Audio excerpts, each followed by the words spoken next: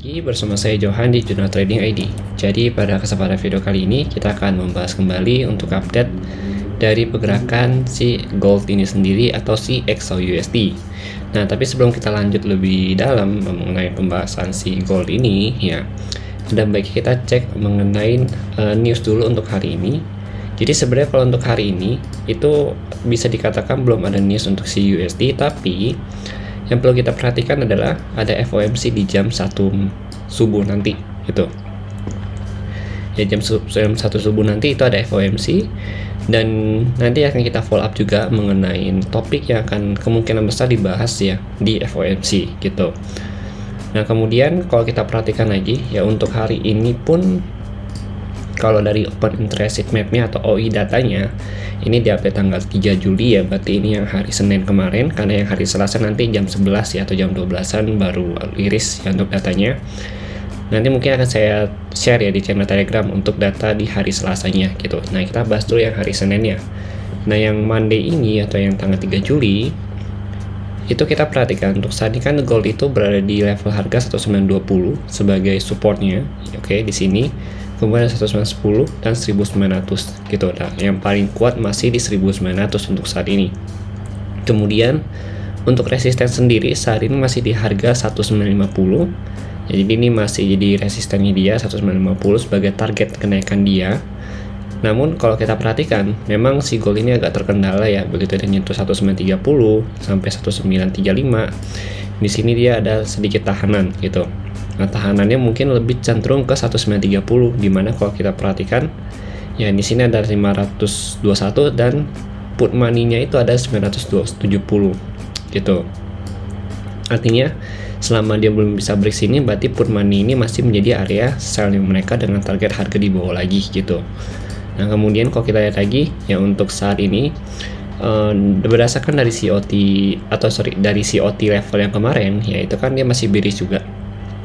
Dan kalau dari OI data juga dia masih ada penurunan karena memang put money di bagian level bawah sini masih cukup banyak gitu.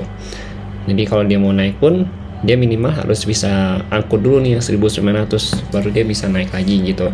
Atau minimal dia harus break dulu, angkut dulu yang 1920 ini ya sampai kurang lebih di bawah 1000 baru dia bisa naik lagi ke atas gitu. Oke, kemudian kalau kita perhatikan lagi ya untuk saat ini si gold itu sendiri kalau dari si technical analisisnya, nah ini kan memang secara range harga itu nggak banyak perubahan ya. Jadi memang kemarin itu market US sempat libur, tapi gold itu sempat naik. Kenapa naik itu sudah saya jelaskan di channel Telegram, karena memang posisinya adalah si USD ini melemah, nggak ada power pada saat si market US libur gitu. Nah, ini market USD udah buka dan dia mulai meranjak untuk naik lagi ke atas gitu untuk si USD-nya. Nah, tapi yang perlu kita perhatikan hari ini adalah FOMC-nya. Jadi kemungkinan besar si USD ini dia belum bisa dulu nih break dari sini. Nah, range ini dia belum bisa break dulu karena posisinya yang untuk si USD ini ada supply pertama kayak di range harga 103.1 sampai 103.25.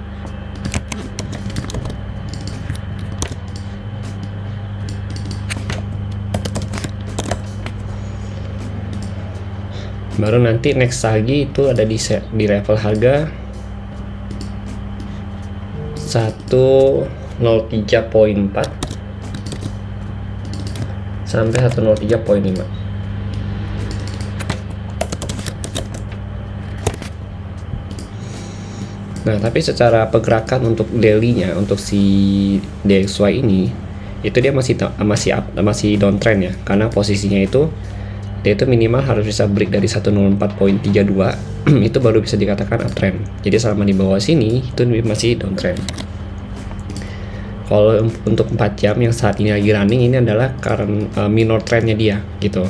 Jadi yang dari tanggal 22 Juni sampai tanggal 5 Juli ini adalah minor trend dari si DXY gitu. Kalau primary trend tetap kita berpatok ya ke bagian 104.32 yang ada di sini. Nah, ini kemungkinan besar kalau saya perhatikan untuk si DXY karena memang market US juga baru buka, ini akan mengalami sedikit penguatan terlebih dahulu, maksimal sampai ke 103.4 ya, sampai 103.5. Nah, artinya si gold ini sendiri masih akan melanjutkan penurunan ya, kurang lebih ke harga 1916 ya, 1916 sampai 1910-an untuk hari ini gitu. Cuma ini masih prediksi atau analisa di pagi hari gitu. Tapi nanti kalau untuk market US ya itu beda cerita lagi. Nanti mungkin saya akan update di Telegram ya untuk update US-nya, karena memang nanti akan memasukin event FOMC. Kemudian kalau kita lihat lagi untuk hari ini pun selama dia masih belum bisa break dari 1920 ini ya, 1920 ini kan juga ada trend line kalau kita lihat ya, 1, 2, 3. Nah, trend line ini masih berada atau masih dipertahankan oleh si gold ini sendiri. Jadi untuk harapan buy di 1922 sampai 1920 ini masih ada, cuma ini jadi high risk zone.